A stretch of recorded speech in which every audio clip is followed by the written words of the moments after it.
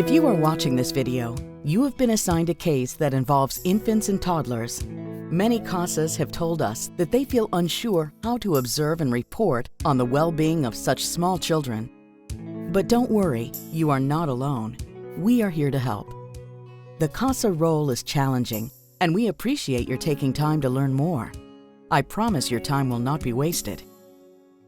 By the end of this video, you will understand why early experiences matter, how to observe and report the serve and return interaction process, craft recommendations to promote effective early interventions, and access tools to help you create great reports. It's just a baby, right? Wrong. All babies and toddlers need positive early learning experiences to foster their intellectual, social, and emotional development and lay the foundation for later school success. Babies and toddlers living in high-risk environments need additional supports to promote their healthy growth and development. All child care arrangements, including family, friend, neighbor, and center-based childcare, have the potential to provide high-quality, individualized, responsive, and stimulating experiences that occur within the context of strong relationships and which are embedded in everyday routines. Early experiences powerfully shape the developing brain and can have both immediate and lifelong impact on health and well-being. All areas of development are closely intertwined in the early years, so physical harm can damage emotional, social, cognitive, and language development. Younger children make up a larger proportion of abuse and neglect victims than do older children, and are most likely to experience serious harm and longer foster care placement. Young children can recover from early maltreatment due to the rapidity of early development and the capacity of the growing brain to respond to new experiences. With early support and intervention, maltreated infants and toddlers' healthy development can be restored. But don't take my word for it. The great people at Harvard University really say it best in this video clip.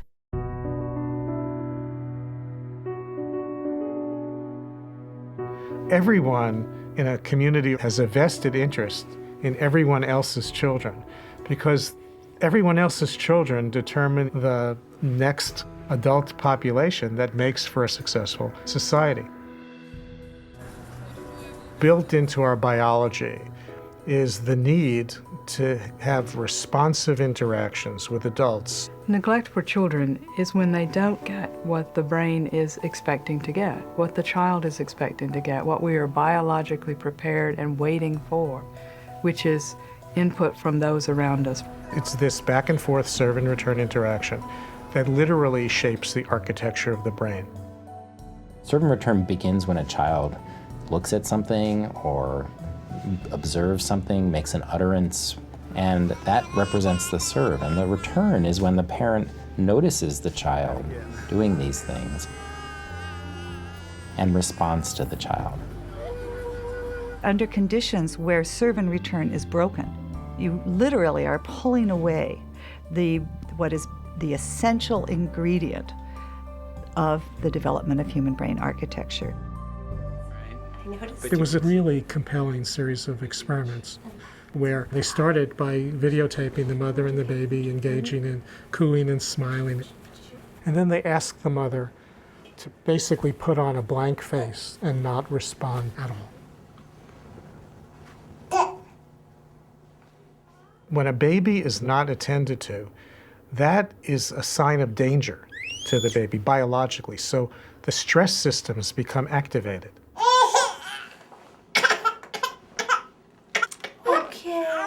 In a brain that is constantly bathed in stress hormones, not that's up and down, that comes with normal development, certain key synapses, the connections between nerves, fail to form, and critical regions of the brain.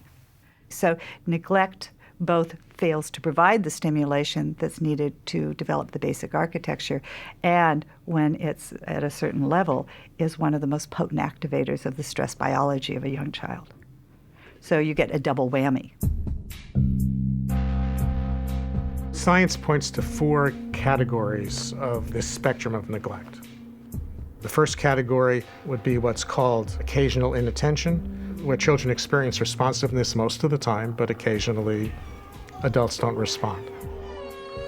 There's no harm in that, and in fact, there's probably some benefit. A child can learn to self-soothe and explore the environment, and all of those opportunities build brain architecture. The second category, scientists would call chronic understimulation, is where on a regular basis, children have less interaction with the adults around them than is needed for healthy development. Those children typically, when provided with enriched learning opportunities and more typical levels of serve and return, will show catch-up. The third category is what science would call severe neglect in a family where not only are there prolonged periods of inattention and lack of responsiveness, but often also associated with not being fed enough, not being bathed enough, not having basic needs met. Neglect is a huge problem in the U.S. Children are much more likely to be neglected than they are to experience any other kind of maltreatment. We see the child really being at risk for much more substantial kinds of deficits down the road that don't necessarily get easily fixed or ameliorated. This is where we really need to think about more complicated and often more intensive strategies to help undo those effects. The fourth category, called severe neglect, generally found in institutional settings, is the result of children living in kind of warehoused type situation in orphanages. And it doesn't have to even be as extreme as orphanages. It can be experiences that are regretfully occurring in many, many parts of our country. Often institutional care in this country is under the euphemistic name of transitional care or temporary care or assessment facilities. If you think about what institutional or residential care would look like for an infant, where there's somebody new coming onto the shift every 8 hours, it really alters the development of the child's brain architecture and other aspects of the child's development. We have the potential to change children's developmental trajectories. Interventions can apply to parents, to foster parents or adoptive parents, child care settings, Head Start settings, and other kinds of settings. And really, what they're about is attuning people to the serve and return process. Neglecting young children is neglecting the foundations of a healthy next generation. The community pays a huge price later in terms of the problems of the next generation, whether it be educational achievement, economic productivity, good citizenship, the ability to parent the next generation. All of the things that have to do with a healthy, prosperous society.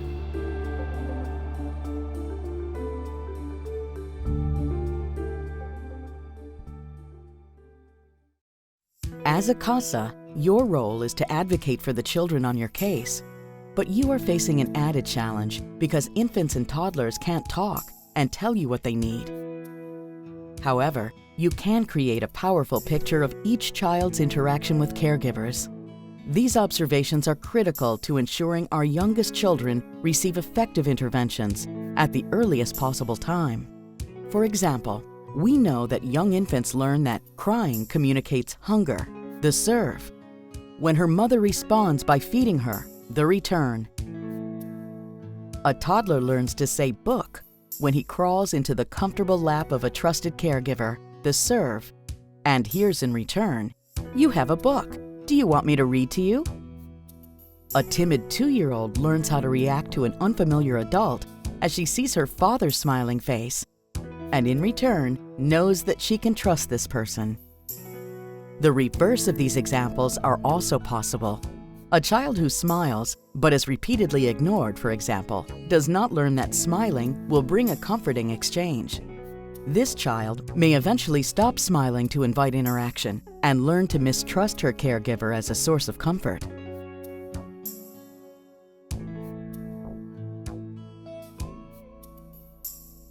Sarah, a 3-month-old, awoke from her nap while I was talking with the foster mother. Sarah gazed around the room for a few minutes, then cried. Foster mom picked up Sarah and held her close, allowing her to drowse and meet me from the safety of the foster mom's arms. Juan, an 18-month-old, cries and hides behind the daycare provider's legs each time I visit the daycare. When I visit Juan at home, he reaches for me and cries when I leave. Julie, 2 years, sat under the kitchen table and watched as I spoke with her father and sibling. I sat on the floor and said hello. She did not respond. Julie's father and brother did not interact with Julie during my visit. When capturing your observations of the observe and return interaction process, use facts. What did you observe? Avoid adding your opinion about the interaction. A fact-based report paints a more vibrant picture. For example, avoid, I don't believe mom knows how to care for her child due to her lack of responsiveness to the child's cry. Rather, mom shared that she believes 2 months is the appropriate age to let children cry it out. During my visit, the baby awoke from his nap, and mom did not respond to his cries. Avoid, it is obvious there is a strong bond between the baby and her dad. Rather, when I arrived at the house for our visit, the child ran giggling to his father. Dad picked up his son and said, "We have a visitor, let's say hi." The child snuggled into the father's neck and gave me a shy smile. Now it's your turn. Take a look at this short video and write down the serve and return interactions between mother and child. What else about the home environment do you observe? Such a handsome man. Ooh, Mama loves you. Look at that little nosy. Oh, yeah.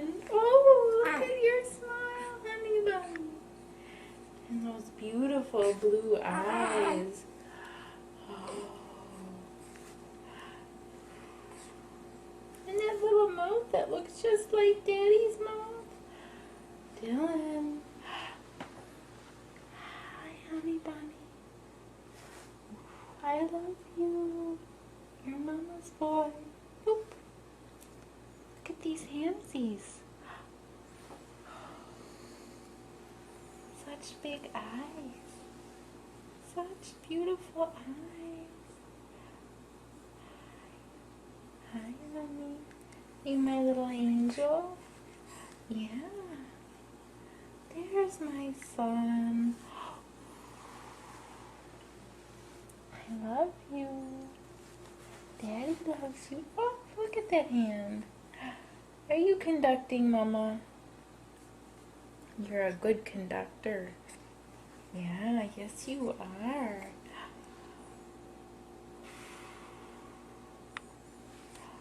Beautiful baby. Oh, there's my smile. Look at you. Oh. Yeah, such a nice boy. You're everything Mama's ever wanted. You have observed and recorded your observations of the serve and return interaction between the children on your case and the caregivers. Now what? It's time to craft your recommendations for the court report. As with all CASA reports, your recommendations should link directly back to your observations. If you observed, for example, I visited with the mother and child for 1 hour. During the hour, the child remained in his car seat. The child was fussy, and I smelled what I believed to be a soiled diaper. Mom was on her cell phone for the majority of the visit. Your recommendation should be based on this observation. I recommend mom attend parenting classes to gain support and education on caring for an infant. Many of the parents who are involved in court were traumatized themselves as children. They may not have had great role models for parenting.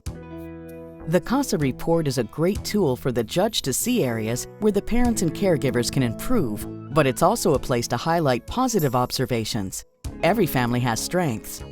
Remember to look for and report on the positive interactions that happen. I've seen parents' eyes light up in court when the judge points out CASA observations around loving moments. You can just tell those parents are proud and will continue to serve and return. It can be easy to fall into the trap of using visitation as a carrot or a stick. It's frustrating when parents are not complying with services.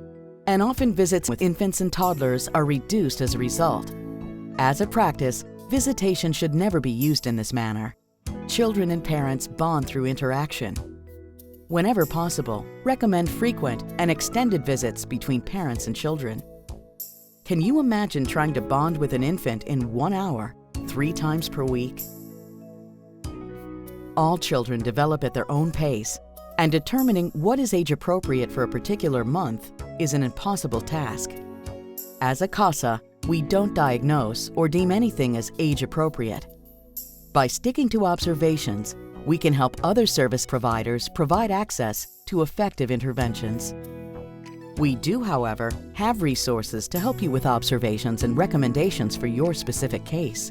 Check with your coordinator for these tools. Did I keep my promise? Do you understand why early experiences matter? How to observe and report the serve and return interaction process? Craft recommendations to promote effective early interventions? And access tools to help you create great reports? Feedback is crucial. Please share any questions or comments with a CASA staff member. And again, thanks so much for volunteering to support abused and neglected children.